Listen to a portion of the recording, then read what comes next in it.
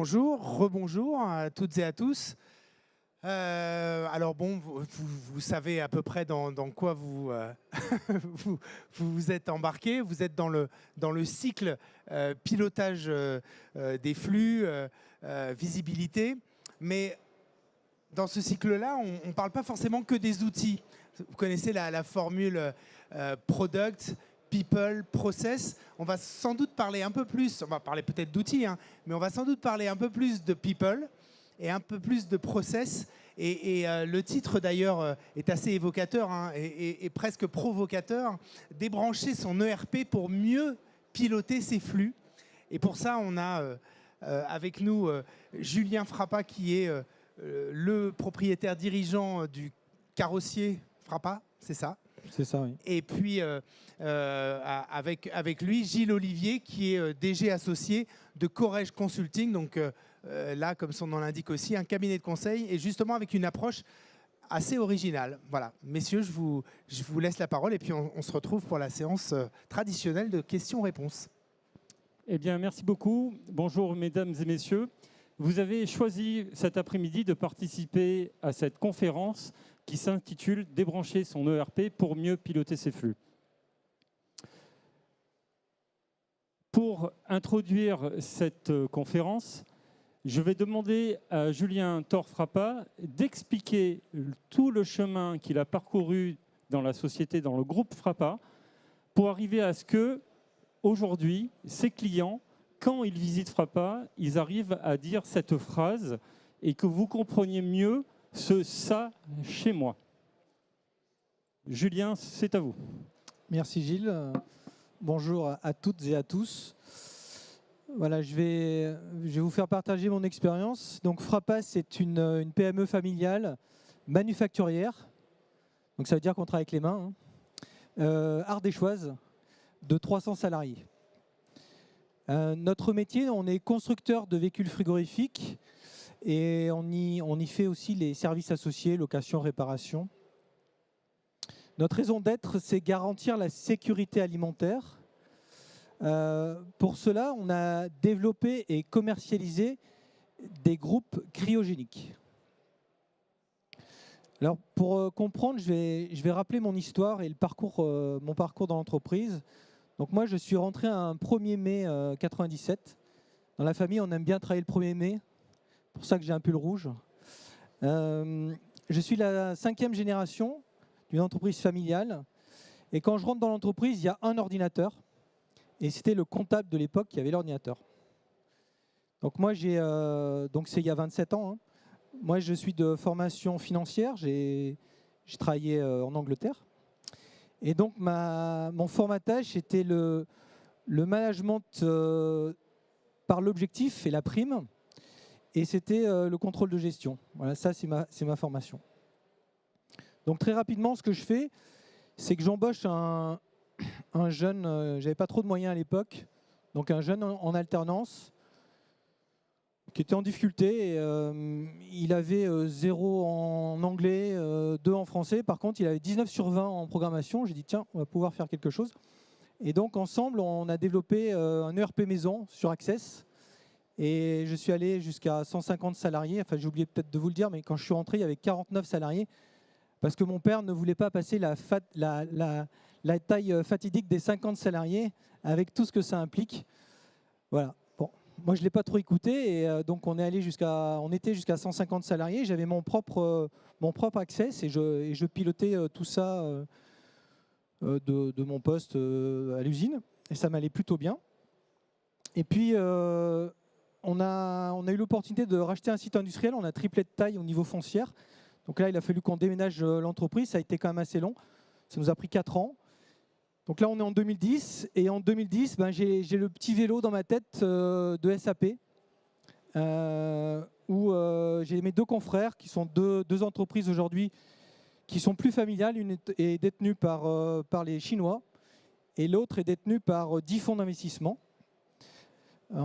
Et donc, ces gens-là étaient sur SAP, et puis moi, en prenant ma douche le matin, j'entends SAP Business One, c'est-à-dire, en fait, SAP avait développé un SAP pour les PME.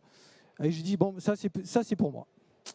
Et puis, donc je prends la décision de basculer sur SAP. Ça dure 2 ans et demi. On fait différents process dans l'entreprise. On commence par la production, puis on arrive à intégrer la commercialisation. Et puis là, moi, j'ai mon assistante qui aujourd'hui est patronne de l'ADV chez moi, qui vient me voir et qui me dit « Julien, j'ai mis 2h30 pour faire un devis. » Je dis « Mais bon, Nathalie, tu as mis 2h30 parce que, en fait, tu n'as pas l'habitude. » Elle me dit « Si, attends, ça fait plusieurs fois que je fais, je te dis j'ai mis 2h30. » Donc là, je vais voir l'intégrateur de SAP, je dis « Monsieur, il y a un problème, 2h30 pour faire un devis. » Moi, des fois, elle fait 10 devis dans la journée, elle travaille déjà 10 heures par jour, mais c'est 2h30 fois 10 heures, ça fait plus que 24 heures, donc là, il y a un problème. Et là, il me dit bah, « C'est à vous de vous adapter. » Alors là, j'ai dit « Attendez, moi, ça fait 2 ans et demi que je maltraite les gens chez moi, je ne leur laisse pas le droit à la parole. Maintenant, c'est vous qui allez vous adapter et vous allez vous casser de mon entreprise. Et maintenant, on arrête tout. » Et donc, j'ai arrêté de travailler avec ces gens-là. Je pense que ça a sauvé ma boîte parce que sinon, je ne serais pas là pour vous parler, parce que ça s'est passé il y a 14 ans.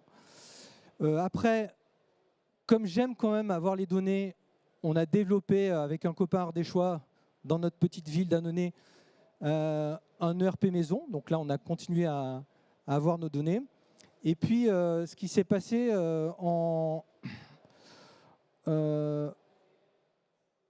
j'ai croisé, je ne sais même pas si c'est Gilles à l'époque, enfin son équipe. Et puis, quand une PME comme la mienne, on est très sollicité. Il y a beaucoup de gens qui viennent nous voir. Alors, Julien, si je me permets, c'est nous qui vous avons sollicité. On vous a dit attention avec SAP. Et vous m'avez dit, Gilles, OK, tu me rappelles dans 1 an. 1 an après, j'ai rappelé Julien. Il m'a dit, mais putain, vous, Corrège, vous êtes pire que les étourneaux, vous revenez toujours au même endroit, au même moment. Et c'est comme ça que notre aventure a commencé. Voilà, ouais. Et ce qui nous a réunis, c'est, en fait, nous, on a une conviction, c'est que, surtout dans les entreprises manufacturières, parce que c'est ce que je connais, le reste, je n'aurais pas la prétention de le dire, mais ce qui crée de la valeur, c'est l'homme. Donc nous, on a une conviction, c'est que la création de richesse se fait par l'homme, avec un grand H. Hein. Donc là, on a commencé, et d'ailleurs j'ai un digne représentant de ça dans l'entreprise, on a commencé par la partie commerciale. Donc moi, pour faire un tarif, entreprise industrielle, j'avais une nomenclature avec 1000 lignes. Et quand vous avez une nomenclature avec 1000 lignes, il y a toujours une ligne qui merde. Et le facteur de l'erreur sur la ligne peut être un facteur, on ne sait pas, 10, 100, 1000, ce qui fait qu'en fait, le total à la fin est faux. Et puis donc, on paye des contrôles de gestion pour vérifier ces 1000 lignes, parce que sinon, on ne s'en sort pas. Mais moi, j'étais très fier parce que j'avais quand même mon ERP avec mes 1000 lignes. Et puis, à chaque fois, il fallait lancer le calcul, c'était assez long. Et puis, les gens de Corrège, dans une logique de simplification, ils ont fait, on appelle ça, nous, des cartes MCV, carte matière, carte temps. C'est des feuilles A4, tout simplement, alors qu'on travaille à façon, nous. Enfin, on ne fait pas des produits, on travaille à la demande, c'est-à-dire qu'on crée à chaque fois quasiment le produit. Et là, ils me disent, on va arrêter l'informatique et on va aller sur ces cartes. Je dis, vous êtes des grands malades, moi je lâche pas mon informatique, j'ai mis trop d'argent là-dedans, je n'irai jamais sur ces cartes. Ils m'ont dit, ce qu'on va faire, c'est que vous allez faire le calcul de coût de revient de 50 véhicules, et nous, parallèlement, on va faire le calcul de coût de revient de 50 véhicules avec nos cartes. L'erreur entre les deux, enfin le delta, pardon, c'était 2%. Autant vous dire que le prix de marché, c'est pas 2%. Hein. Donc j'ai vite compris que mes 1000 lignes, je laissais tomber. Et aujourd'hui, Jonathan, qui est le responsable commercial de l'entreprise, il a ses 3 petites cartes et avec tout ça, il fait tous les chiffrages possibles de l'entreprise. Et puis il est autonome et il peut même le faire en séance chez le client. Donc ça, c'est la première chose qu'on a faite. Et après, on a eu différentes missions. Et comme moi, je veux être leader du froid durable dans mon pays, peut-être même au-delà, je me suis dit, allez, il faut que je mette tout sur la table. Et ce que j'ai décidé, je leur ai délégué la direction générale de l'entreprise. Donc c'est assez particulier. Normalement, on donne ça à quelqu'un. Voilà, j'ai donné ça à un organisme. Parce que c'est beaucoup plus puissant que quelqu'un. Et puis, ils ont la chance d'avoir fait 2000 missions dans toutes les industries en France et au-delà.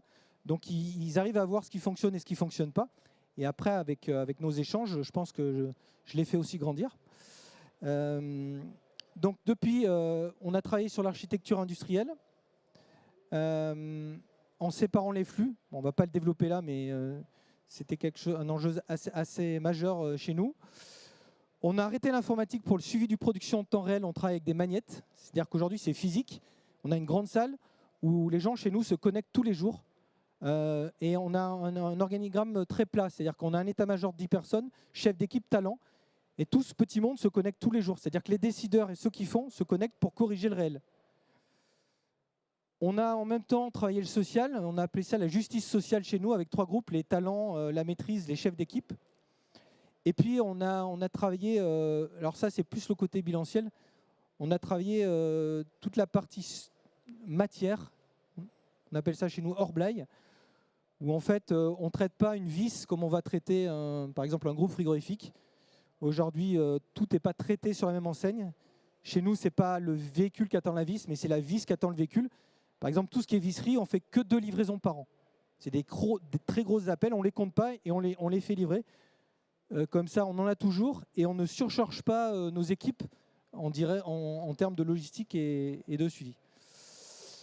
Et puis enfin, le travail, ça c'était peut-être un peu plus personnel, c'était de désensibiliser l'entreprise de moi, puisque j'ai réussi elle était un peu trop intuitive personnelle. Puis là, mon prochain challenge, c'est de la transmettre, je l'espère, à mes enfants. Donc on a créé un état-major, et pour qu'il devienne état-majeur, c'est-à-dire que l'ensemble des décisions de l'entreprise soient des décisions collectives. Voilà, je pense que j'ai dit ce que j'avais à vous dire. Merci en tout cas. Oui, merci beaucoup Julien. Pour illustrer les propos de Julien, je vais vous parler du produit Courrèges qu'on appelle le produit SIC. C'est le système immunitaire collectif dont la prétention est de faire grandir les personnes morales. J'ai 3 illustrations qui correspondent à 3 des modules qu'on a développés. Le premier, c'est le pilotage des ventes. C'est la partie aval. Donc, ce que vous avez sous vos yeux, c'est une courbe du pari de la VA, de la valeur ajoutée qu'on souhaite faire sur un an chez Frappa. Et en face, vous avez les magnettes qu'évoquait Julien. Ces magnettes sont tout simplement un véhicule à produire. Et c'est au-delà du véhicule, c'est un chèque. C'est le chèque que l'on promet au client qui va nous payer si le produit est produit donc en temps et en heure. Ce que l'on a sur cette partie-là de ce module-là, c'est de faire des paris collectifs, à la différence de faire, ce qui est écrit en dessous, une somme de prévisions individuelles. Et si vous voulez, on pourra revenir plus largement sur ces notions. Le deuxième module, c'est le pilotage interne. On a fait un gros travail en amont de séparation des flux. Avant, on avait un atelier pour simplifier sur 2 sites ou 2 ateliers où plusieurs produits étaient mélangés. Et c'était normal de les mélanger puisqu'on avait une variabilité d'un produit à un autre, d'un client à un autre, d'une année sur l'autre. On a fait le choix de séparer ces flux. Et aujourd'hui, ces flux sont visuels à la fois sur le terrain, mais aussi dans le pilotage de l'information, pour justement que chaque équipe, et vous voyez les chefs d'équipe qui ont la couleur de leur flux, puissent piloter les flux en levant les contraintes. Et enfin, le 3e module, j'étais sur l'interne, maintenant je passe sur l'externe, c'est-à-dire l'amont. C'est ce que vous appelez APRO, achat. On a différencié autour de 3 couleurs différentes qu'on appelle hors-blaye. Donc ça, c'est un nom de code qu'on en donne à l'intérieur de l'usine Frappa. Et en face, il y a une représentation physique, c'est-à-dire qu'on cherche en permanence à ce qu'il y ait un lien entre l'humain, le physique et l'information.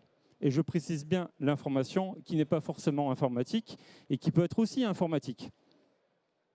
Et en face de ça, on a travaillé le jeu de couverture avec des temps de réponse. Et le temps de réponse, on le prend depuis le fournisseur jusqu'au moment où le produit, le composant, arrive en bord de ligne. Au-delà de tout ça, maintenant, je vais vous parler de l'envers du décor. Et c'est vous qui allez bosser. Je vais vous demander de participer, si vous le souhaitez, si vous pouvez. Je vais vous demander à ceux qui connaissent le Six Sigma de lever la main dans cette assistance. Un seul. 2. Merci pour ce bid. Parce que vous me faites la démonstration qu'on est bien dans un phénomène de mode. où il y a quelques années, on parlait de Lean Manufacturing, et avant ou après, on parlait de Six Sigma. Et aujourd'hui, on n'entend plus parler parce que vous parlez que d'IA. Merci de cette démonstration. Et si nous jouons à 1, 2, 3 Sigma, jouons, qu'est-ce que ça veut dire jouer? Est-ce que vous comprenez ce mot-là? Ce mot-là qui fondamentalement est dans le physique de tout ce qu'on manipule tous les jours. Jouer, c'est une tolérance. Et cet exercice-là, je ne vais pas vous demander de le résoudre.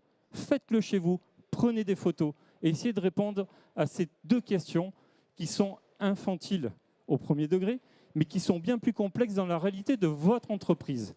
Vous avez bien plus de composants, vous avez bien plus de fournisseurs, vous avez bien plus d'aléas. Et ces aléas-là ne sont jamais, jamais, jamais pris en compte dans les ERP, quels qu'ils soient. Et pour autant, dans ce salon, il n'y a que de ça. Trouvez-moi une data qui porte une tolérance. Trouvez-en moi une seule, je serai ravi de partager ça avec vous.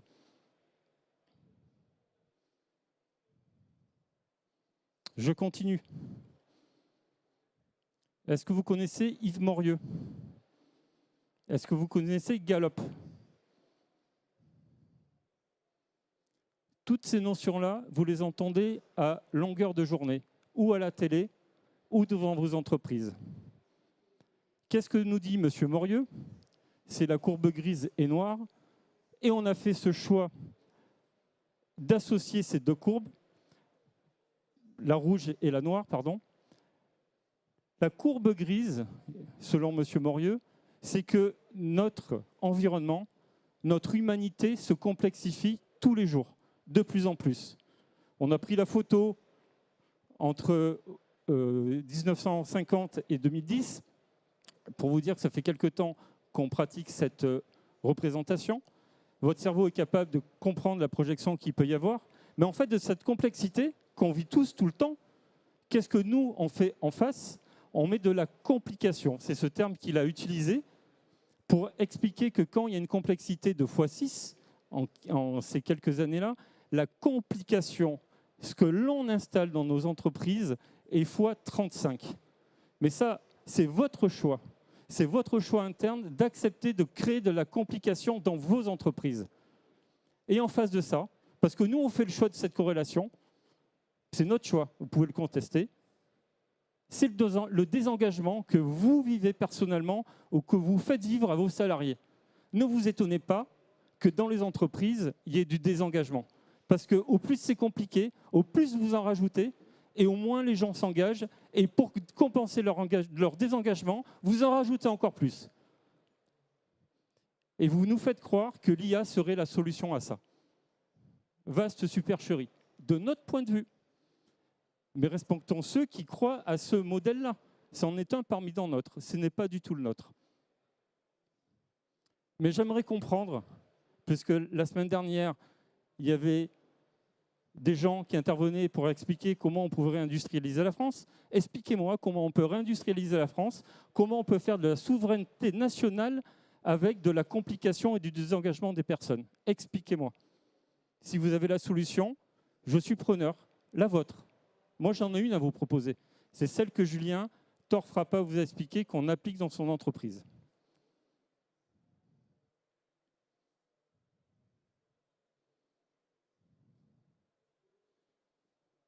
Et le chemin qu'on propose, c'est celui-ci. Puisqu'on vit dans un monde où aujourd'hui on a la chance d'avoir des smartphones, des ordinateurs, de l'informatique, posons-nous la question du chemin que l'on prend. Et si on prenait le chemin d'informatiser ce qui marche, et pas l'inverse, d'informatiser pour que ça marche. Quand dans vos entreprises, vous installez des ERP, sans vous poser la question quel est l'atout principal de votre savoir-faire, que ce soit du service ou de la production, et que vous installez les yeux fermés un ERP, que ça soit dicté par un groupe ou dicté par la volonté d'une seule personne, ou parce que vous faites comme tous les autres, parce qu'on ne pourra jamais vous reprocher, comme l'expliquait Julien, de faire comme tous les autres, mais qu'est-ce que c'est compliqué d'assumer un chemin qu'une personne ne prend?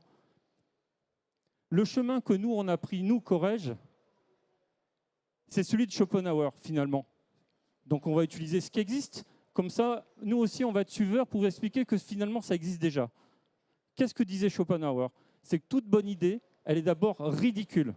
Qu'est-ce que je suis ridicule chez Frappa avec mes petites magnettes? Qu'est-ce que je suis ridicule de mettre un t-shirt sur des gens? Par contre, quand ça commence à fonctionner, le deuxième stade, c'est dangereux. Et oui, c'est dangereux parce que du coup, il y en a qui se rendent compte que finalement, il y a d'autres choses qui pourraient fonctionner autre que tout ce qui n'est pas pratiqué depuis des années. Et une fois qu'on a passé ce deuxième stade, ça devient évident. Bah oui, c'est évident puisque ça fonctionne. Mais tous ceux qui vous disent que c'est évident, c'est ceux qui disaient au départ que vous êtes ridicule. Donc nous, on revendique de faire des choses ridicules, mais d'obtenir des résultats sérieux. Et le principal résultat sérieux qu'on peut avoir dans nos PME, dans nos entreprises, c'est sauvegarder notre emploi, c'est faire en sorte d'utiliser le plein potentiel de l'humain. Et si vous ne tolérez pas que quelqu'un fasse une erreur, et c'est tout simplement parce qu'il y a une tolérance, un jeu qui est à l'extérieur de votre projection initiale, ben justement, on aura peu de chances d'aller plus loin. Donc nous, ce qu'on met en place chez Frappa, en résumé, c'est qu'on fait le choix de casser cette complication en fluidifiant l'atelier, en dédiant des gens. Et Dieu que c'est compliqué, parce que quand il y a un produit qui s'arrête, qu'est-ce qu'on va faire des gens? On les enlève, on les garde pas, mais on va les garder justement pour pouvoir redémarrer plus vite. Quand il y a une crise, quand il y a un client qui arrête un produit, mais on va être plus fort pour redémarrer le suivant, pour être concurrentiel dans le délai. Et après, en face, on va donner de l'autonomie aux gens. On va croire en eux, mais on va leur donner un degré de responsabilité qu'ils sont capables d'assumer. On ne va pas leur demander de tout faire. On va leur demander à un chef d'équipe, à un talent, à un membre d'état-major, d'assumer une responsabilité. Tout le monde ne peut pas tout faire. Par contre, on va demander à des gens de faire des choses spécifiques que nous, on aura choisi, qu'ils soient capables de faire. Et s'ils ne sont pas capables de faire, on va élever leurs compétences. Donc, si à travers cette démonstration, vous pensez que si pour vous, le chemin, c'est celui de la complication, dans ce salon, il y a tout ce qu'il vous faut pour continuer cette complication. Si vous pensez au fond de vous qu'il y a un autre chemin, si vous pensez qu'il est possible de faire autre chose, nous serons heureux de vous accueillir, soit pour visiter Frappa, soit que nous, Corrège, on vienne dans votre entreprise pour visiter et enquêter ce qu'il est possible de faire chez vous pour rendre votre personne morale plus forte. Pas vous individuellement, mais votre personne morale. Je vous remercie, mesdames et messieurs, pour votre attention. Si vous avez des questions, je serai heureux d'y répondre avec Julien.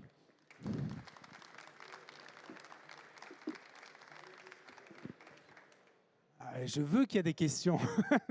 Il y a des questions qui se posent. Moi, je dois avouer que c'est vrai que vous bousculez un petit peu les idées reçues.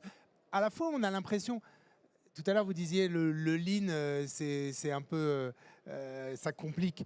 On a l'impression qu'il y a quand même une démarche. Là, les cartes, il y a quand même des choses qui s'apparentent. Il y a aussi dans le lean le côté physique, justement, le Kanban, etc. Est-ce que là, il y a des choses qui peuvent se rapprocher de ça dans la méthode? Parce que là, vous n'avez pas du tout parlé de la méthode, qui ne doit pas être une méthode de complexification, mais donc essayer de comprendre un petit peu ce que ça sous-tend comme pratique ensuite. Merci de cette question. Je suis agacé par cette question. Pourquoi? Parce que vous avez dit le mot lean, mais qui sait dans cette assemblée, qui sait ce que ça veut dire le mot lean? Et qu'il y en a un qui se lève, qui vient de prendre le micro, qui explique ce que c'est le lean. C'est que des clichés que vous vous dites. Oui, il y a du Kanban, mais c'est quoi le Kanban? C'est ce que Toyota aurait fait, que Human & Jones aurait retracé dans leur bouquin sur le lean. Le lean, c'est pas le japonais, ce sont des Américains qui ont essayé de comprendre.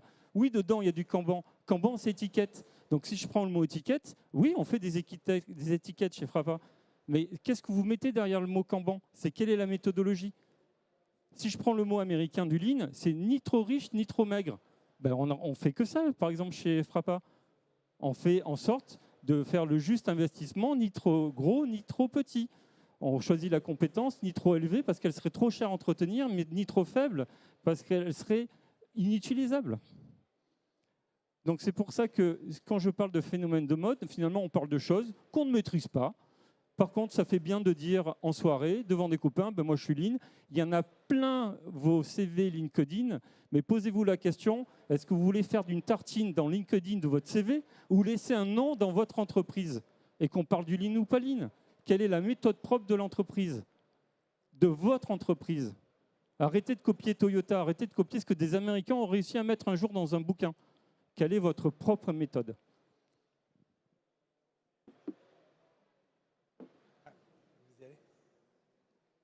Vous présentez, s'il vous plaît. Ça marche. Ça marche pas? Si, ça marche. Merci. Intéressant, disruptif, audacieux, j'aime beaucoup. J'ai pas compris, vous avez évoqué 2 supports, les t-shirts, on a séparé les flux. Est-ce que vous pouvez expliquer ce qu'ils font sur le tableau, la réunion, de quoi ils parlent, c'est quoi les questions qu'ils traitent? Voilà, ça. Et celui juste après, je crois, c'est avec dans l'entrepôt les couleurs. J'ai pas compris non plus. Est-ce que vous pouvez expliquer, s'il vous plaît? Alors merci déjà, si vous n'avez pas compris, ça voulait dire que vous vous intéressez au sujet et je vous remercie pour ça. Je crois qu'on s'intéresse tous au sujet. Hein. Alors, en fait, moi dans mon entreprise, j'ai différents métiers. Je fais des véhicules frigorifiques de tailles différentes avec un nombre d'heures différents. Pour faire court, ça va de 300 à 1200 heures. Voilà. Ensuite, je fais d'autres produits. On fait par exemple des boîtes de détection pour une société américaine qui s'appelle Smith. On fait tous les véhicules, une grosse partie des véhicules plancher cabine pour la société Hélice. On fait des véhicules d'expédition pour des gens qui décident de partir en famille, de tout quitter et ils partent en famille. Voilà. Et on fait aussi des carrosseries, ce que je vais appeler sèches. Et tout ça, c'était un peu fait dans la même structure. Donc déjà, on a séparé, on a 2 ateliers, on appelle ça l'atelier Julien, bon, ça, on va dire c'est mon prénom, et l'atelier Léance, c'est mon grand-père. Parce que mon père, entre les deux, il avait d'autres passions, quoi. Mais bon, il a quand même fait en sorte que je puisse reprendre la boutique. Et donc déjà, on a séparé tout ce qui n'est pas froid sur l'atelier Léance. Et dans l'atelier Julien, dans un même atelier, en fait, avant, on n'avait qu'une ligne de production, où tous les véhicules froids étaient sur la même ligne. Et là, on a fait 3 lignes différentes. On sépare en flux A, on appelle ça chez nous l'autoroute du froid, c'est-à-dire que c'est des véhicules de moins de 400 heures qui doivent se finaliser rapidement. Ensuite, le flux B, c'est des véhicules avec porte relevante. Et le flux C, c'est des véhicules plus complexes. Alors, quel est l'objectif qu'il y a derrière? Donc ça, ces flux ont des couleurs. Le A, il est bleu. Le B, il est jaune. Et le C, il est magenta. On n'a pas fait rose parce que nos gars dans l'usine, si vous faites rose, ils ne le prennent pas bien. Donc on a mis magenta. Là, ils vont beaucoup mieux depuis. Et donc on a fait ces 3 flux différents. Et on les a mis en couleurs différentes. On va même jusqu'aux ressources humaines. C'est-à-dire que les dossiers de chacun chez nous ont 3 couleurs différentes. Pour que, en fait, si vous voulez, les gens s'identifient bien dans l'usine. Et ce qu'on veut, en fait, c'est qu'on ne veut pas que les gens entre flux cèdent. Mais on veut, par contre, que dans le flux, ils cèdent. Parce que ce qui se passe dans les entreprises, on a des organisations qui sont verticalisées. On a un responsable de la qualité, on a un responsable de la soudure, on a un responsable tac-tac. Et en fait, nous, le véhicule, à chaque fois, ce responsable ou cet expert arrête le flux du véhicule. Parce que comme c'est un expert, il contrôle. Voilà. Donc là, on a renversé la table. Et au lieu de travailler verticalement, comme on le fait dans la plupart des entreprises, on travaille en flux. Vous savez, on travaille horizontalement. Et donc, quelqu'un qui, par exemple, travaille en amont, qui fabrique des panneaux, il peut aller jusqu'en finition, aller donner un coup de main, parce que dans un acte de travail, il y a 3 temps. Il y a le temps de préparer, il y a le temps de faire et il y a le temps de ranger. Alors le temps de faire, il faut être quelqu'un de métier. Un électricien, si vous n'êtes pas électricienne, vous ne pourrez pas faire. Par contre, ce que vous pouvez faire, c'est préparer. C'est-à-dire que vous pouvez préparer ces câbles, vous pouvez préparer ces cosses, et vous pouvez ranger et nettoyer derrière. C'est-à-dire que même si vous n'êtes pas un sachant de faire, vous pouvez dans le flux aller l'aider. Parce que le but, en fait, c'est de sortir le maximum de véhicules. Et ce n'est pas que chacun fasse son travail. Moi, c'est un truc que je déteste, c'est quand quelqu'un me dit « Mais non, moi, je fais mon travail ». Qu'est-ce que ça veut dire, faire ton travail? Non, le but, c'est que tu sortes. il écule. Voilà, ça c'est pour vous répondre sur les flux. Je ne sais pas si j'étais assez clair. Voilà. C'est des flux collectifs, quoi. Enfin, Pardon ? Non, je suis là. Oui.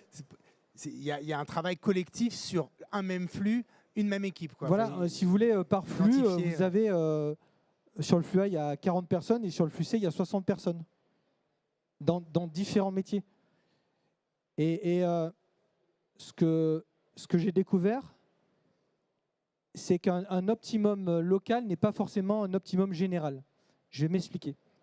Dans nous, je pense qu'on est un vrai modèle de réindustrialisation, puisqu'on est dans un métier très dur, très manuel, donc tout ce qu'il ne faut pas être en France. Hein. Et on était 49, là on est 300. Pourquoi ? Parce qu'on a décidé d'intégrer les métiers. Tout ce qu'on peut faire nous-mêmes, on le fait nous-mêmes.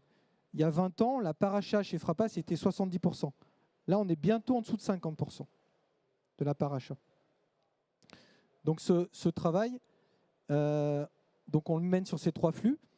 Et après, il y a d'autres flux qui sont des flux, ce qu'on appelle des flux associés, où c'est des petites unités qui vont servir ces 3 flux. Et ces flux associés sont de couleur grise.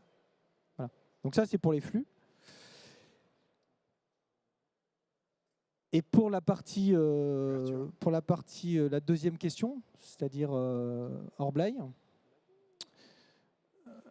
Donc voilà, moi pareil, je pensais Kanban, c'est-à-dire juste à temps. Voilà, on a une méthode et puis on fait toujours pareil pour liner les achats. Et puis ce qu'on s'aperçoit, c'est que parce qu'on n'a pas une vis, on va pas pouvoir livrer le véhicule. Donc ça, c'est un truc de fou. Hein. Nous, un véhicule en création de valeur, c'est de l'ordre. On est dans des métiers très durs, mais c'est de l'ordre de 20 000 €. C'est-à-dire entre le prix de vente et si j'enlève juste ma part achat. Pour ne pas avoir la vis, en fait, je vais ne pas créer 20 000 € dans la journée ou dans la semaine fois le nombre de véhicules. Donc ce qu'on a décidé, c'est qu'on a classifié selon trois critères. L'or, c'est ce dont nous avons besoin, qui est assez fréquent et qui a une grosse valeur. Donc c'est moi qui en suis le garant en tant que chef d'entreprise, parce que ça touche à la colonne vertébrale de l'entreprise. Le bleu, c'est ce qu'on a besoin tout le temps, en grosse quantité, qui n'a pas forcément de grosse valeur. Là, c'est plutôt la personne chez nous qui est en charge des achats, qui en est le référent. Et le jaune, c'est ce qui est spécifique au véhicule. J'ai par exemple un client qui veut une caméra 360. Si je n'ai pas cette caméra, je ne livrerai pas le véhicule. Donc là, ça ne passe pas par le service achat. C'est directement le bureau d'études qui fait sa commande. Alors bien évidemment, on achètera moins bien puisque ça ne passe pas par le service achat. Par contre, ce que je peux vous assurer, c'est que ça arrivera à temps et qu'on livrera notre client à temps. Et de toutes les manières, notre commercial, comme c'est quelque chose de spécifique, il l'a chiffré. Il a le chiffrage du bureau d'études, d'un fournisseur, et il l'a mis sur son prix de vente. Donc de toutes les manières, il a pris sa marge dessus. Et nous, ce qui est important, c'est d'être solidaire avec notre client et de respecter le délai. Dans mon métier, j'ai 8000 références. Je travaille à la commande.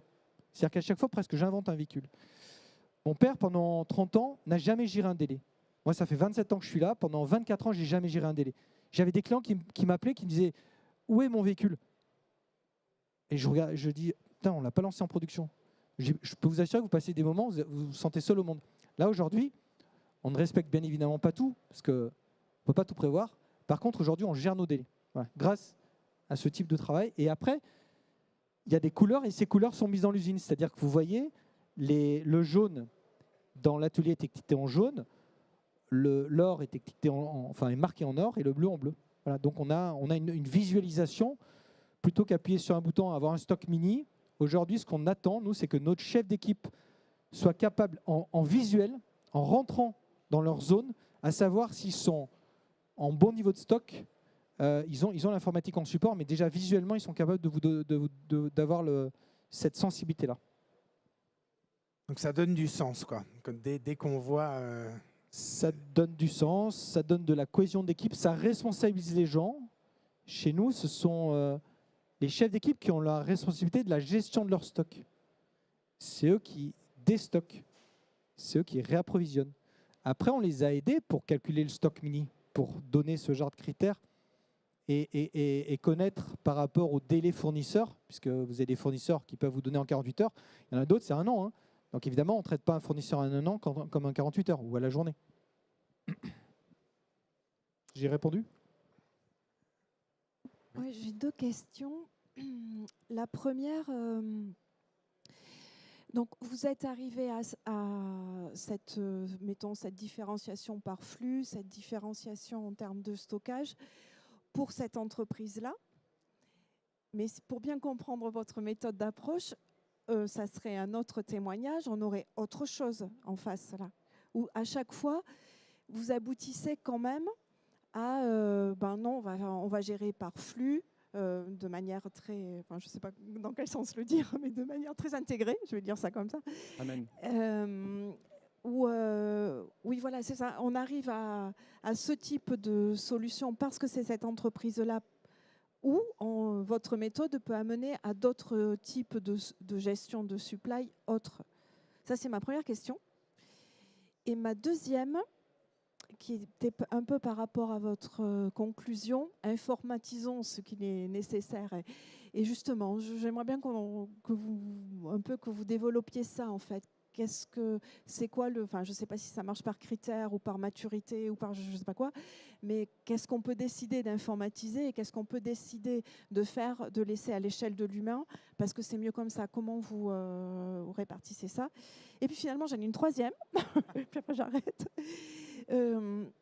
Ce type d'approche, alors j'ai regardé sur votre site internet, vous avez des groupes encore plus grands, ça peut marcher aussi sur des gens qui ont des stocks un peu partout, des entreprises très très grosses. Voilà, j'ai fini. Merci. Je vais essayer de me rappeler des trois questions. La première, c'est que je reviens en arrière sur ce pilotage des ventes. Je rappelle qu'on a un produit qui s'appelle SIC, Système Immunitaire Collectif, qui est fait pour le développement des PME et des personnes morales et des grosses entreprises.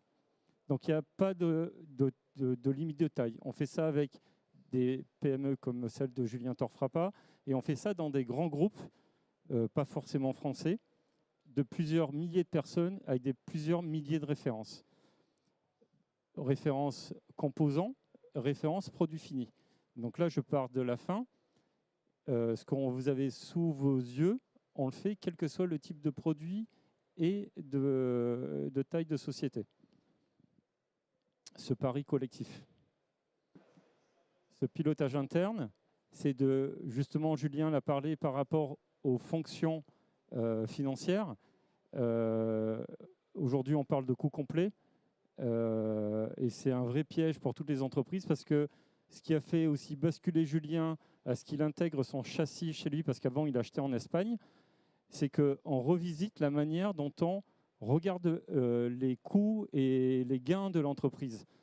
La manière dont vous regardez, ça fait faire des choix complètement différents. Julien était persuadé qu'il perdait de l'argent.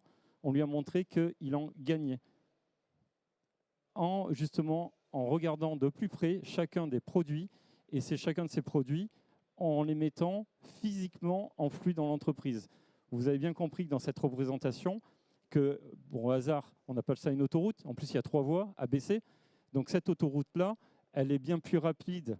Il y a bien plus de volume dedans, en valeur ajoutée, que ce qu'il y en a dans les 6 autres en dessous qui sont plus petits et qu'on a mis à part. Donc là, on peut appeler ça des départementales. C'est à part.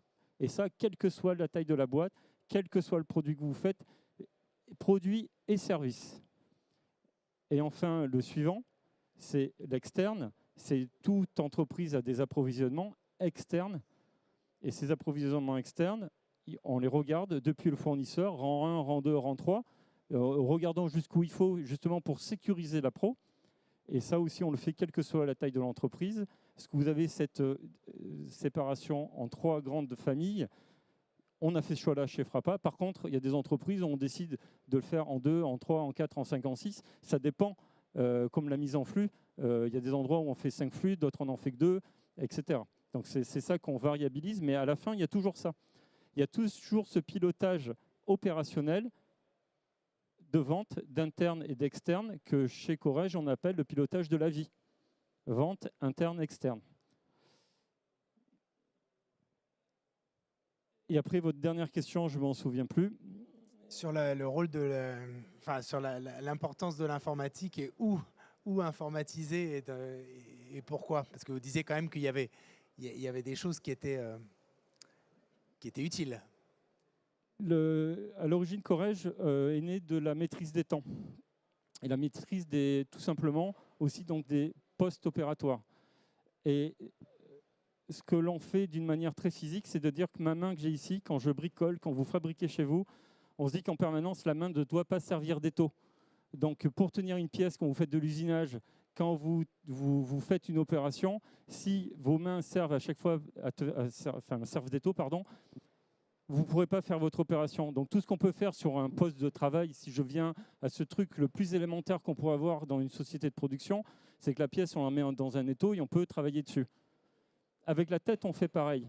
Quand on écrit informatiser, ce qui marche, c'est qu'est-ce qu'on peut mettre en base de données, en stockage, en calcul, pour libérer ma tête. Mais toute cette libération de la tête que je peux avoir, c'est pour avoir du temps disponible pour faire des choses qui soient bien plus fortes que tout ce qu'on pourrait voir dans soi-disant l'IA. L'informatisation, informatiser ce qui marche, c'est nous aider à libérer de notre tête cet étau qui nous prendrait du temps.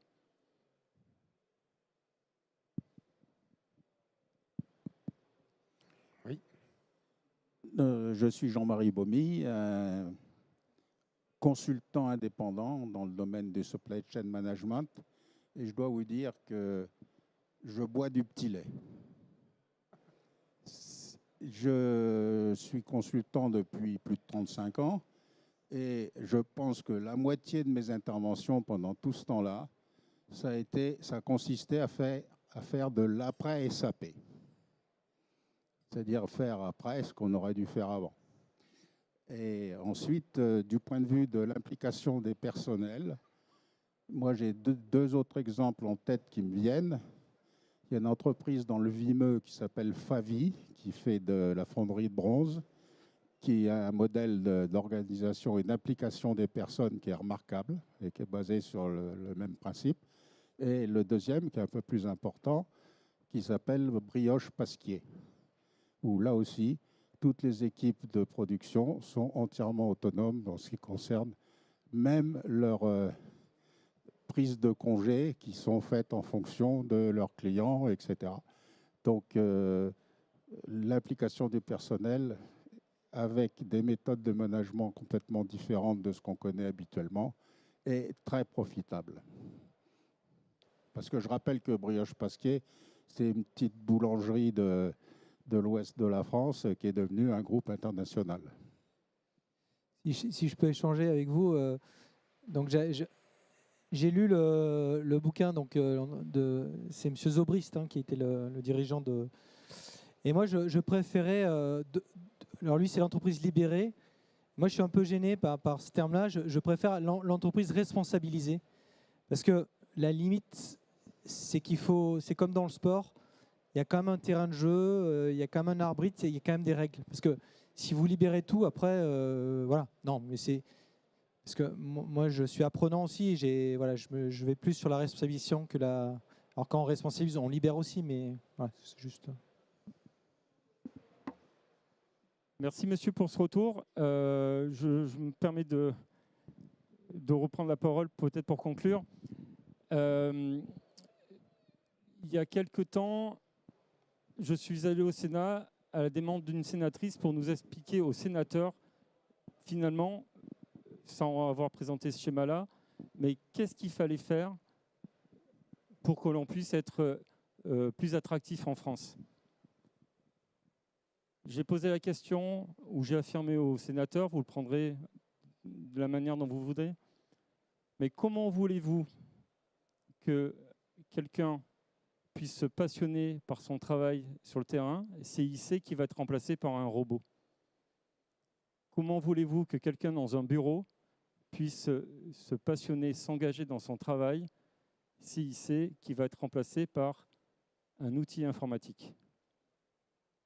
Je vous invite à réfléchir à ça et je vous invite à, si vous avez au fond de vous le sentiment qu'il y a un chemin différent, venez nous voir, ça sera avec un grand plaisir. Merci beaucoup encore une fois de votre attention. Merci encore.